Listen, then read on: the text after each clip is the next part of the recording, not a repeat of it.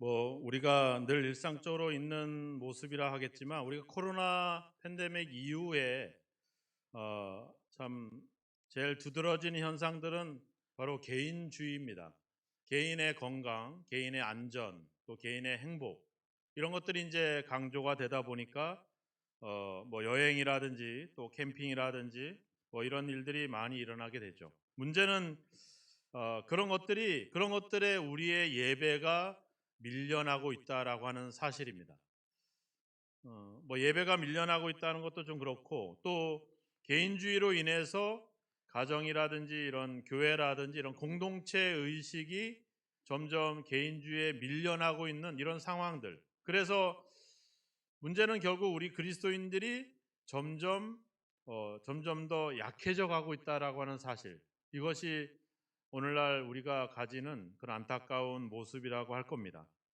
더 궁극적으로는 우리는 하나님의 약속과 그 말씀을 향해서 가는 사람들인데 우리는 자꾸 이제 세상으로 가고 있다는 겁니다. 그래서 세상의 중심은 결국 재물, 돈이 중심이 되고 있는데 결국 우리의 삶도 그 돈을 향해서 그것이 인생의 방향이 되고 인생의 목표가 되고 있는 것. 그래서 그 돈 때문에 또 젊은 세대들은 또 아르바이트나 이런 것들 때문에 예배가 뒤로 미뤄지는 이런 상황들.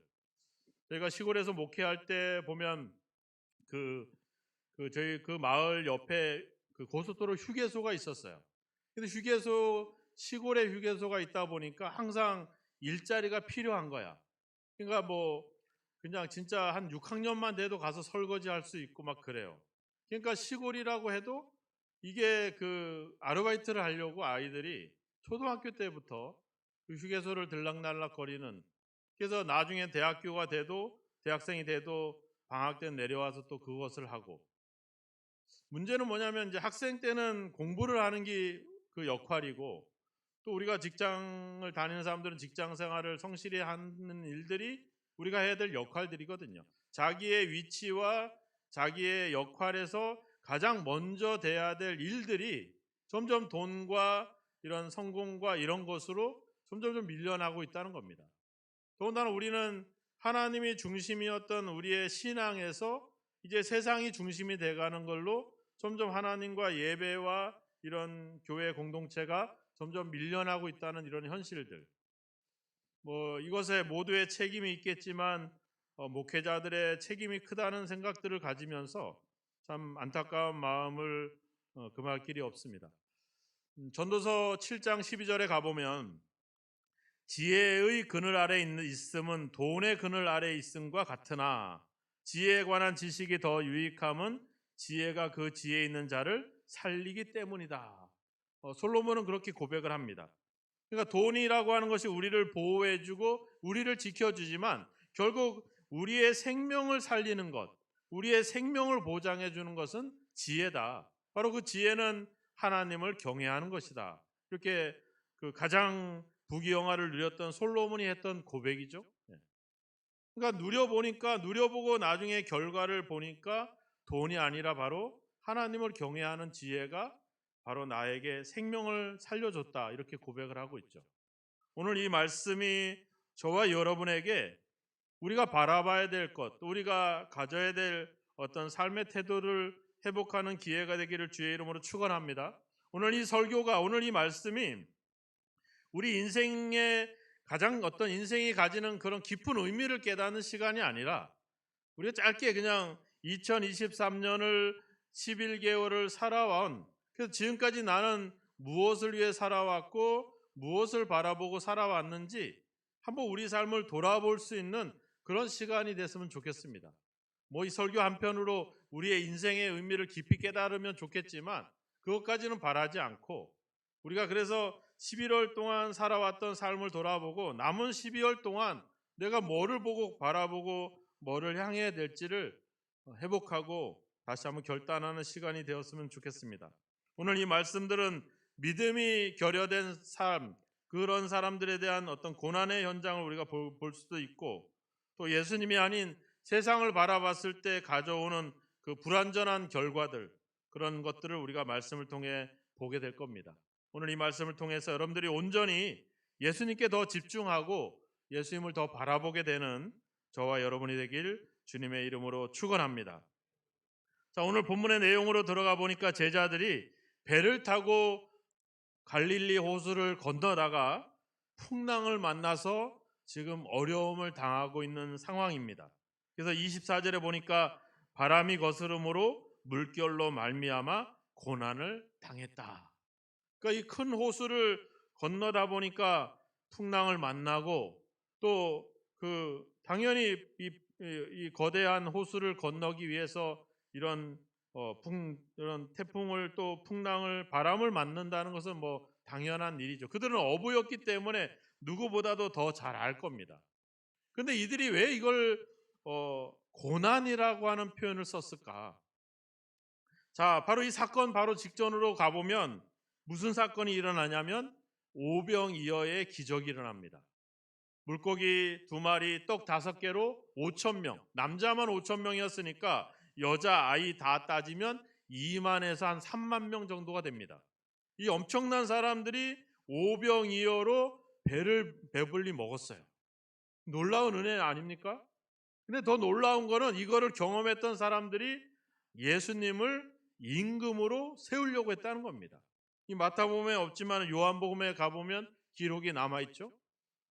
자, 오병이어의 기적도 체험했고 또 수많은 사람들이 예수님을 왕으로 모시고자 하는 이 영광의 현장, 그들은 그 현장을 떠나야만 됐습니다. 22절에 얘기하자면 즉시 제자들을 재촉해서 바다 건너편으로 가게 했다. 자, 재촉했다는 말은 뭐예요? 제자들이 가기를 싫은 겁니다. 우리도 그렇잖아요. 어디 여행을 가면 집에 오고 싶진 않죠. 뭐 긴 여행 속에는 뭐 집에 오고 싶긴 하겠지만 우리가 좋은 곳에서 또 행복한 곳에서 영광스러운 자리에서 우리가 떠나기를 원하는 사람이 어디 있겠습니까? 근데 제자들은 마지못해 이 배를 타고 건너가게 된 거예요. 그러니까 영광의 현장에서 이제 이 고난의 현장으로 오게 된 겁니다. 자, 이 사람들이 어디를 가냐면 34절에 보니까 건너가 게네사렛 땅에 이르렀다 이렇게 이야기를 하고 있습니다. 우리가 다른 성경에 보면 막 거라사인에 귀신 들린 사람이 있잖아요. 그러니까 이방 땅이에요. 그러니까 자기들이 불결하게 생각하고 그리고 사람 취급을 안 했던 그 사람들이 있는 현장으로 가야 되는 거예요. 자, 영광의 현장에 있다가 지금 고난을 당하고 더군다나 이제는 더 자기들이 무시하고 외면하고 소외시켰던 그 죄악된 현장으로 또 가야 되는 거예요. 우리가 예수님을 따르면 점점 영광된 자리로 가야 되는데 지금 제자들은 자기들이 원치 않게 점점 더 자기들이 더 비참한 지경으로 가게 되는 거죠. 이걸 원하는 사람이 어디 있겠습니까? 이걸 뻔히 알면서 기쁨으로 이 길을 가는 사람이 어디 있겠어요? 제자들 마음속에는 온통 오만 가지 상상과 불평과 원망으로 가득 차 있는 것이죠. 그래서 여기서는 고난을 당했다 이런 표현을 써요. 우리가 이렇게 풍랑을 만나서 어려움을 겪는 것도 고난이지만 그런 영광된 기회를 놓쳐버리고 내 삶이 이 비참한 현장으로 가고 있다라고 하는 이 생각도 얼마나 큰 고난이겠습니까? 여러분들도 그런 고난이 있잖아요. 옛날에 내가 저기 용인 저기다가 땅을 좀 사놨으면 말이야. 내가 돈을 좀 모아놨으면 말이야. 내가 여기다가 안 사고 저기다가 했으면 내가 공부를 좀 열심히 했으면 내가 그 직장을 그만두지 않았으면 저희 형이 옛날에 아주 작은 중소기업에 들어갔거든요. 그 중소기업 회사가 이제는 엄청 커졌어요. 그 창립 멤버로 들어갔는데 거기에 몇 년만 있다가 나왔어. 거기에 계속 있었으면 최소한 뭐 이사라도 했겠지. 우리는 그런 생각들을 가지면 되게 마음이 아프잖아요. 이것도 하나의 고난이에요. 뭐 무슨 십자가를 지는 것뿐만 아니라 이렇게 우리가 영광된 기회를 놓쳐버리는 것 또한 우리에겐 고난일 수가 있겠죠. 제자들은 이런 생각 속에 사로잡혀 있는 거예요. 내가 원치 않게 그 현장을 떠나야만 됐고 우리가 왜 저 이방 땅을 또 가야 될 것이며 왜 이렇게 이것 때문에 내가 지금 이렇게 고난을 당하고 있다라고 하는 오만 가지 불평과 상상으로, 그러니까 저기에 히끗히끗하게 다가오니까 뭐라 그러는 거예요? 유령이다. 예수님이 다가오는 것도 알아보지 못하고 유령이라고 하는 거예요. 왜 그래요? 그 마음에 잘못된 판단들을 갖고 있기 때문에. 이런 일이 전에도 그 다음에도 있잖아요. 누가복음에 가면 엠마오로 가는 제자들이 예수님이 십자가에 죽는 걸 보고서 슬픔에 잠겨서 고향으로 돌아가잖아요. 근데 누가 옆에 왔어요? 누가 왔어? 예수님이 왔어요. 부활하신 예수님이 와가지고 왜 슬퍼하고 있습니까? 라고 이야기를 하는데도 예수님인지를 전혀 못 알아보는 거예요. 예수님이 무슨 다른 모습으로 나타난 것도 아닌데 왜 그래요? 이런 슬픔과 절망과 원망과 불평으로 그런 오만 가지 상상으로 마음이 가득하니까 제대로 된 판단을 하지 못하게 되는 거죠. 제자들은 지금 이 지경에 있는 겁니다. 자, 마태복음 6장에 가보면 거기도 8장에 가보면 거기도 예수님과 함께 배를 건너게 돼요. 근데 거기도 예수님이 배에 같이 있었는데도 불구하고 막 풍랑이 일어납니다. 거기서도 제자들이 막 화를 냈어요. 아니 우리가 죽게 된 것을 돌아보지 않습니까? 왜 저 병든 자들, 저 귀신 들린 자들은 다 불쌍히 여기고 고쳐주면서 왜 우리는 이 배를 타고 이 고난을 당해야 되는지 예수님께 막 불평을 내세우죠. 그러니까 예수님과 함께 있어도 지금 예수님이 없는 상태에서 자기들끼리 배를 건너도 여전히 고난을 겪고 있어요. 우리가 누가복음 9장으로 가보면 변화산이라고 하는 곳에 예수님이 베드로, 야고보, 요한을 데리고 가잖아요. 변화산에 올라갔더니 예수님이 하얀 광채를 입은 옷을 입고 또 거기에 모세와 엘리야가 나타나는 기적을 경험한 거예요. 근데 그 전에 뭐 하고 있었는지 아세요? 자고 있었어요, 제자들이. 근데 그 변화산 밑에 예수님이 데리고 가지 않은 제자들은 귀신 들린 아이를 붙들고서 서로 논쟁만 하고 있는 그런 지경에 있고, 그러니까 예수와 함께 있어도 예수님과 함께 있지 못해도 여전히 그들은 잠을 자고 여전히 다툼과 갈등 속에 있었다라고 하는 겁니다. 이 점을 보면 예수님이 함께 있느냐 함께 하고 있지 않느냐가 중요한 포인트는 아니라는 거예요. 중요한 요점은 뭐냐 그러면 자, 예수님이 오셔서 뭐라 그래요? 안심하라, 나니 두려워하지 말라. 또 20, 31절에 가보면 믿음이 작은 자여 왜 의심하였느냐. 문제는 예수님이 나와 함께 하고 있느냐, 나와 함께 하고 있지 않느냐가 중요한 게 아니라 뭐가 중요한 거라는 거예요. 바로 믿음이라고 하는 거죠. 믿음. 누구에 대한 믿음? 예수님에 대한 믿음. 그 예수님에 대한 믿음. 예수님에 대한 믿음이 있으면 27절에 안심하라, 나니 두려워하지 말라. 이 말을 반대로 믿음이 있는 사람에게는 무슨 말이 나오겠어요? 안심이 되겠죠. 그죠? 두려워하지 않겠죠. 그죠? 그러면 쉽게 이해할 수 있어요. 믿음이 있다라고 하는 증거는 바로 뭐예요? 두려워하지 않는 거죠. 무서워하지 않는 거죠. 다른 말로 얘기하면 지금 내가 이 제자들이 얼마나 이 어려운 이 상황에 겪고 있습니까? 더군다나 영광의 현장을 박차고 가야 되만 했고 이제는 불결한 이방 땅을 가야 되는 이런 비참한 상황, 이 상황에도 불구하고 두려워하지 않고 무서워하지 않고 유령이라고 소리치지 않고 그 상황을 참아낼 수 있는 것, 이게 바로 믿음의 증거라고 하는 겁니다. 우리가 마치 믿음의 증거가 뭔가 엄청나게 봉사를 하고 엄청나게 기도를 하고 엄청나게 하나님의 능력이 나타나고 뭐 이런 것들, 내 목에 칼이 들어와도 나 예수 믿겠다 하는 그런 것들을 우리가 믿음이라고 얘기하는데, 오늘 믿음은 그게 아니라 바로 뭐예요? 두려워하지 않는 것. 내가 비록 지금 이 풍랑 속에 있지만 그것을 두려워하지 않고 그것을 참아내는 것. 누구 때문에? 예수님 때문에. 예수님이 그랬잖아요. 안심해. 나야. 나 예수야. 지금 자신을 얘기하고 있잖아요. 그죠? 너희들이 믿는 사람이 바로 나 예수 아니야? 나야, 나. 5천 명을 먹인 그 사람이야. 바람과 파도를 잔잔하게 하는 사람이야. 내가 그 사람이야. 그러니까 두려워하지 마라. 이 말은 뭐예요?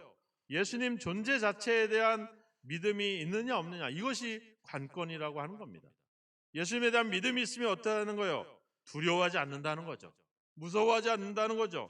소리치지 않는다는 거죠. 외치지 않습니다. 그냥 참아내는 겁니다. 그것을 인내하면서 가게 되는 것이죠.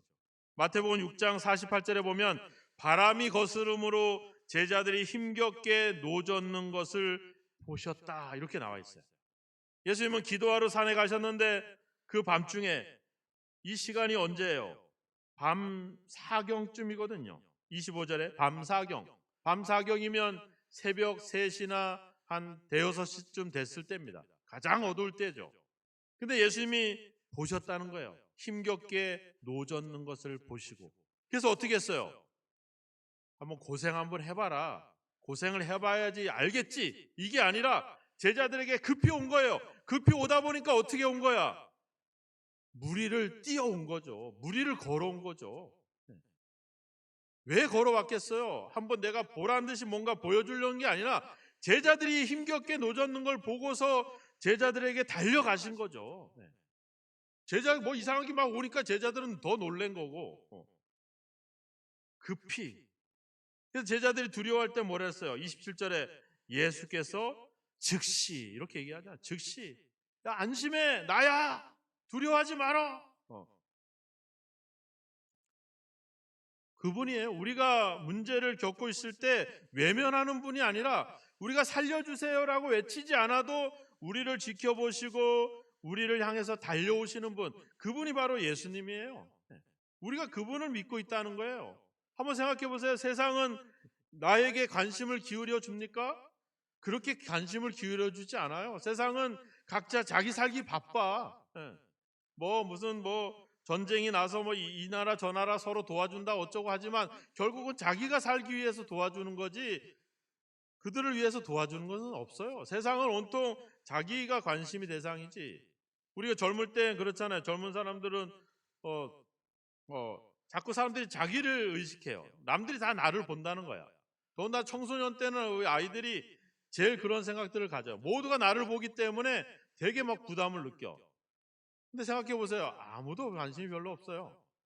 별로 그렇게 무슨 이상한 소문이 나도 잠깐 얘기하지만 지나가면 또 잊어버리게 돼 있고, 나에게 그렇게 관심이 없어요. 더구나 내가 어렵고 힘들 때는 자꾸 멀어져 갑니다. 자꾸 뭐라도 도움을 받을까 싶어서 내가 자꾸 멀어져 가요.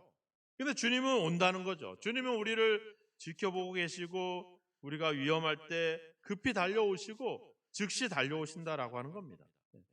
그 주님을 우리가 믿고 있는 거예요. 얼마나 좋으신 분을 우리가 믿고 있는 겁니까? 그런데 우리가 왜 무서워하고 두려워하고 왜 지금 있는 삶을 참아내지 못하고 견뎌내지 못하고 그분을 향한 마음이 아니라 자꾸 우리가 세상을 가냐 하는 거예요. 왜 돈이 없어서 능력이 없어서 볼품이 없다고 자꾸 우리의 현실을 그렇게 세상에서 해결해 보려고 자꾸 세상으로 가냐 하는 거죠. 주님께로 향하기를 주의 이름으로 축원합니다. 오늘 베드로가 그러잖아요. 28절에 주여 만일 주님이시거든 나를 명하사 물 위로 오라 하소서. 여러분들도 이렇게 도전하기를 축원합니다. 근데 여기서 우리가 잘못 오해하는 부분이 있어요. 만일 주님이시거든 이렇게 가정을 하잖아요. 그죠? 자, 그래서 우리가 마치 베드로가 예수님을 마치 시험한 것처럼 여기는 그런 해석들로 우리는 그동안 많이 이해를 해오곤 했다는 겁니다.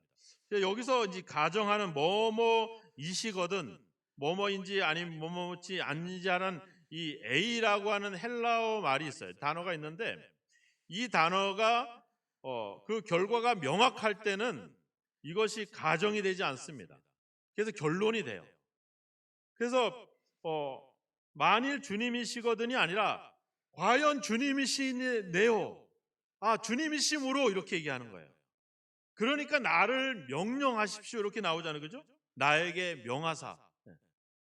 주님이신지 아닌지를 물어보는 게 아니라 주님이시기 때문에 나한테 명하십시오 이렇게 말하는 거예요. 그래서 내가 물 위로 걸어가게 해주십시오. 지금 이렇게 말하는 거예요. 예수님의 그 명령과 능력에 의해서 나도 물 위를 걸을 수 있다라고 하는 확실한 믿음을 베드로가 지금 가지고 있는 겁니다. 근데 그게 너무 짧은 거죠. 이게 계속 가면 좋은데 이게 너무 짧았다는 게 우리에겐 안타까운 거죠. 짧고 그가 물에 빠져들었기 때문에 이것을 그 사람이 의심하고 예수님을 시험했다라고 우리는 이해를 하고 있지만 이 단어 자체와 문맥을 봐서는 베드로는 반드시 그 예수님에 대한 확고한 믿음이 있었던 겁니다. 그래서 나에게 명령하십시오라고 명령이라고 하는 것에 초점을 맞추고 있다는 겁니다. 그러니까 베드로는 잠깐이지만 예수님에 대한 확실한 믿음이 있었어요. 나도 저분의 명령에 나의 전부를 던지면 저분이 나를 물 위로 걸어가게 하실 것이라고 하는 믿음이 있었죠. 그런데 그 다음에 넘어가면 어떻게 돼요? 30절에 바람을 보고 무서워 빠져가는지라. 뭐를 본 거예요? 바람을 본 겁니다. 바람을 보면서 그러니까 시선을 예수님께 두었다가 그 시선을 바람과 물결을 보게 되니까 빠져 들어간 거죠. 여기서 우리는 베드로가 믿음이 없다라고 판단하기도 해요. 근데 그게 아니에요. 믿음은 있어요. 그 믿음은 정확하게 가지고 있어요. 근데 이 믿음이 능력을 발휘할 수 있는 방법은 뭐냐면 예수를 바라봐야 되거든요. 믿음을 갖고 있는데 내 시선이 세상을 향하고 있으면 그 믿음의 결과는 뻔한 거예요. 유령이다라고 예수님을 믿지 못하고 두려워했던 자들이나 또 그 시선을 예수님께 두지 않고 물결의 둠으로 인해서 의심을 했던 베드로나 결과는 똑같습니다. 다 무서워했고 두려워했고 물에 빠져갔습니다. 중간지대는 없는 거예요. 적당하게 예수를 믿으면 적당하게 물에 안 빠지고 적당하게 떠 있는 상태가 아니라 가라앉느냐, 물 밑으로 들어가느냐, 물 위로 살아남느냐 이것밖에 없어요. 믿음이라고 하는 것은 중간지대가 없다라고 하는 겁니다. 그냥 적당하게 믿으면 적당하게 다른 사람들의 기도에 힘입어 살아갈 수 있다? 그럴 수 없습니다. 믿음의 중간지대는 없는 거죠. 우리가 이런 어떤 베드로, 그래서 베드로의 믿음에는 문제가 없습니다. 문제는 뭐예요? 그 시선을 예수님께 두지 못했다라고 하는 것이죠. 앞서 우리가 16장에서도 예수님께 고난에 대한 이야기를 할 때 어떻게 했어요? 그런 일이 예수님께 일어나서는 안 됩니다라고 강력하게 항변을 했잖아요. 왜 그래요? 자기의 생각을 주님께 두지 않고 자기에게 두게 되니까, 하나님께 두지 않고 사람에게, 세상에 두게 되니까 바로 그것은 잘못된 뻔한 결과, 결국 사탄이라고 하는 결과를 만들어내는 거죠.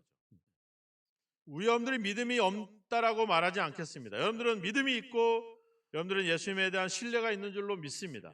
다만 그 믿음이 우리의 시선을 하나 예수님을 바라볼 때 그 믿음의 영향력과 능력이 발휘되지만 그 믿음이 세상을 바라볼 때는 그 믿음은 아무것도 아니라고 하는 거죠.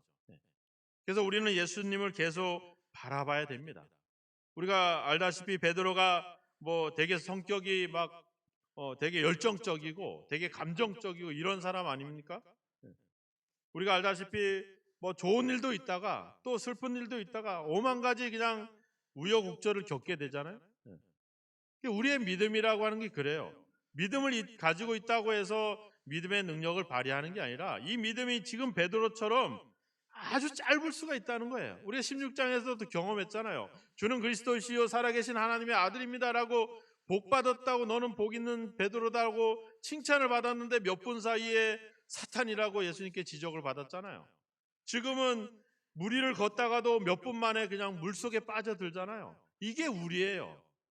그러니까 예수님께 대한 시선을 놓쳐버리면 그냥 빠져지고 그냥 사탄의 일을 생각하게 되는 것이 우리의 연약함이라고 하는 겁니다. 그러니까 내가 기도하지 않고 말씀에서 멀어져 있으면 우리는 점점 다른 길로 갈 수밖에 없는 것이죠. 우리가 세상의 여러 가지 일로 인해서 지금 우리가 그리스도인들이 되게 연약해져 가고 있습니다.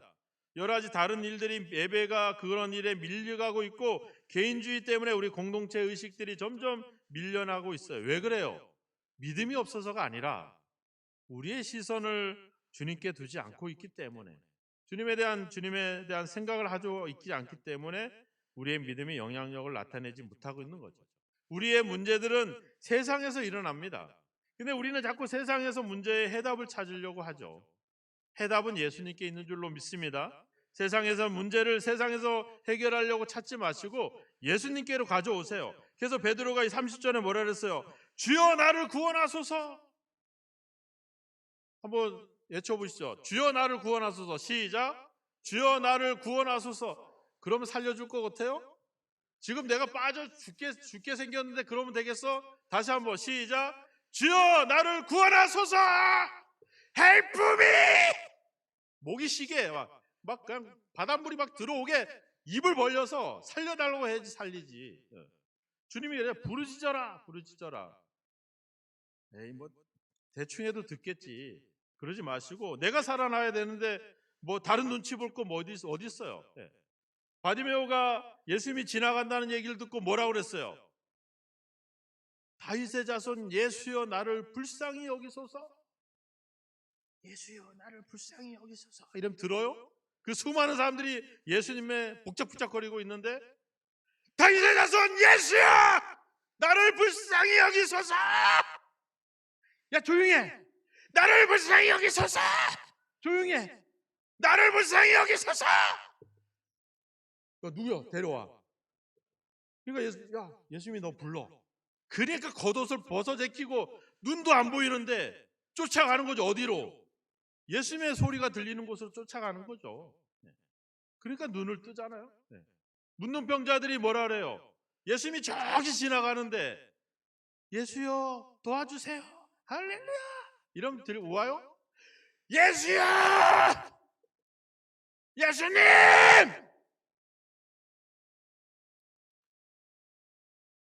우리의 삶의 문제를 놓고 왜 우리가 소리를 안 지르냐 하는 거죠. 주님이 내가 소리를 안 질러도 나를 지켜보는데 소리 지르면 더 오게 뒤에서 뭐라 그래요? 보세요. 31절에 예수께서 즉시 손을 내밀어 그를 붙잡으셨다. 유령이라 소리 지르니까 예수께서 안심하라고 즉시 말씀하시고 나를 구원하소서 하니까 예수님이 즉시 손을 내밀어서 그를 붙잡아 주잖아요. 근데 왜 우리는 그 예수님을 우리가 소리 지르지 않고 왜 자꾸 세상에게 왜 자꾸 사람들한테 소리 지르냐 하는 거예요. 믿음은 바로 두려워하지 않는 겁니다. 예수님을 바라보는 겁니다. 사람들한테 소리 지르고 사람들에게 말하지 않고 예수님께 내 마음과 내 사정과 내 형편을 아뢰는 거예요. 그게 믿음이죠. 사람들에게 얘기하면 어떻게 돼요? 요즘 치질이 걸려가지고 제가 걸린 게 아니에요. 이제 누구한테 부탁하라. 내가 치질이 걸렸는데 좀 기도해 주세요. 그럼 어떻게 돼요? 치질이 나요? 소문이 나죠, 그죠? 치질은 안 나고 대장암에 걸렸대. 뭐 이렇게 가죠. 이제 나중에 소문이. 이제 사람들한테 문제를 고백하고 문제를 이야기하면 자꾸 이상한 방향으로 갈 수밖에 없어요. 문제도 해결되지 않습니다. 우리가 12년 동안 혈류병 앓았던 여인을 보면 알잖아요. 수많은 의원들을 찾아갔지만 오히려 병이 더 중해졌다. 이게 세상의 이치예요. 그래서 우리는 예수께로 가야 되는 겁니다. 예수님이 얘기했잖아요. 나다. 안심의 나야. 그래서 우리가 예수님께서 주시는 은혜, 능력, 재물, 축복 이런 거 말고 그냥 예수님 그분 존재 자체를 신뢰하고 그분을 믿고 가면 되는 거예요. 그분이 누군데? 그분이 오병이어의 기적을 일으켰던 분인데, 그분이 바다와 물결을 잔잔하게 하시는 분인데, 그분이 귀신을 쫓아내고 병을 고치고 우리 삶의 문제를 해결해 주시는 분인데 왜 우리는 그분 앞에 자꾸 안 가냐 하는 거죠. 문제는 우리가 믿음이 없는 게 아니라 우리의 시선을 자꾸 세상으로 두고 있다라고 하는 것이 우리의 문제라고 하는 겁니다. 오늘 예수님은 이야기했잖아요. 물 위로 오라 하소서. 그래 와라. 예수님은 우리를 물 위로 초대하고 있어요. 물 밑으로가 아니라. 배 안에 제자들은 되게 부러워할 거 아니에요, 그죠? 나도 베드로처럼 저랬으면 물 위에 한번 걸어보는 건데. 예수님은 우리를 그냥 안주하고 편안한 곳에 있게 하는 게 아니라 지금은 물결이 치고 요동치지만 그 물결이를 걷는 이 엄청난 이 영광의 자리로 우리를 초대하고 있다는 겁니다. 왜 우리가 세상의 틈바구니 속에서 아둥바둥해요? 그 세상을 짓밟고 세상 위를 걸어갈 수 있는 그런 믿음이 우리에게 주어졌는데, 우리가 그런 분을 믿고 있는데 우리가 왜 두려워하고 무서워하고 삶의 문제 때문에 고민하고 있냐 하는 것이죠. 아브라함이 이랬잖아요. 하나님이 오라 그랬을 때 갈 바를 알지 못하고 따라갔다 그랬잖아요. 그죠? 따라가니까 약속의 땅을 가게 되는 거고 믿음의 조상이 되는 거고 복의 근원이 되는 거 아닙니까? 이스라엘이 예수님 하나님을 따라가니까 홍해를 그냥 육지처럼 밟고 지나가는 거 아닙니까? 우리가 예수님을 바라보고 예수님의 명령의 말씀에 나의 전부를 드리면 주님은 이렇게 놀라운 미지의 세계, 이 놀라운 영광의 세계로 우리를 이끌어 가신다는 겁니다. 믿음은 모험이에요. 믿음은 도전입니다. 그냥 가진 것으로 안주하는 것이 믿음이 아닙니다. 믿음은 배 안에 교회 안에 있게 하는 것이 아니라 믿음은 우리를 물 위로 걷게 하는 것이죠. 주님은 오늘도 우리에게 말씀하고 있습니다. 물 위로 오라. 물 위로 걸어와라. 우리는 그분의 명령에 그분을 신뢰하고 그분만 바라보고 그냥 가면 됩니다. 물결 보지 마시고 세상 보지 마시고 오직 주님만 바라보시기를 주님의 이름으로 축원합니다. 적어도 오늘 말씀을 들은 우리 모두는, 우리 신갈 그리스도교회 성도들은 극도로 연약해져가는 지금 현세의 그리스도인들의 모습과 다르게 믿음으로 도전하고 주님만을 바라보고 나아가는 그런 주님의 자녀들이 되시기를 주님의 이름으로 축원합니다. 기도하겠습니다. 이 시간에 함께 기도합시다. 우리가 11월 동안 2023년 무엇을 바라보고 무엇을 위해 살아왔는지 돌아보고, 주님 12월 한 달 이제 우리에게 다가오시는 그 예수님만 바라보고 예수님만 믿고 예수님께 우리의 시선을 두고 가게 하옵소서. 주님과 함께 그 아버지 모험하게 하시고 도전하게 하시고 세상 위를 걸어갈 수 있게 해주십시오 하는 마음으로 함께 기도하면서 나아가겠습니다. 기도하겠습니다. 하나님 아버지 감사합니다. 우리를 지켜보시고 우리를 보호하시고 우리의 문제 앞에 즉시 개입하시는 주님을 찬양합니다. 우리가 아버지 물에 빠져들어갈 때 주여 나를 구원하소서. 아버지여 주여 주님을 향할 때 우리를 건져주시고 우리에게 손을 내밀어 주시는 주님을 바라봅니다. 그런 주님을 우리가 외면했고 세상을 향했던 우리의 시선을 용서하소서. 그런 주님을 신뢰하지 못하고 세상을 신뢰했던 우리의 아버지의 불신을 용서하소서. 이제 주님만을 바라보고 아버지 가기를 원합니다. 우리가 풍랑을 당하고 우리의 상황이 우리의 현장이 더 비참한 아버지 현장으로 갈지라도 주님만 믿고 주님만을 바라보며 가기를 원합니다. 주님 그 믿음을 우리에게 허락하여 주옵소서. 점점 연약해져 가고 있는 이 시대 속에 우리 아버지 그리스도인들 속에서 우리 아버지 모든 성들이 다시 한번 도전할 수 있게 하시고 모험하게 하시고 주님의 부름에 힘입어 물 위를 걸어가는 놀라운 믿음의 역사가 임하게 하여 주시옵소서. 이제 주님을 향해서 우리가 아버지 외치고 주님의 아버지 도우심을 구하며 주님만을 바라볼 수 있는 믿음이 저희들 속에 있게 하여 주셔서 우리의 현장이 우리의 삶이 변하지 않을지라도 주님을 향한 우리의 마음과 우리의 아버지의 집중이 흐트러지지 않도록 주여 우리를 도우시고 성령이여 우리와 함께하여 주시옵소서. 믿습니다. 감사합니다.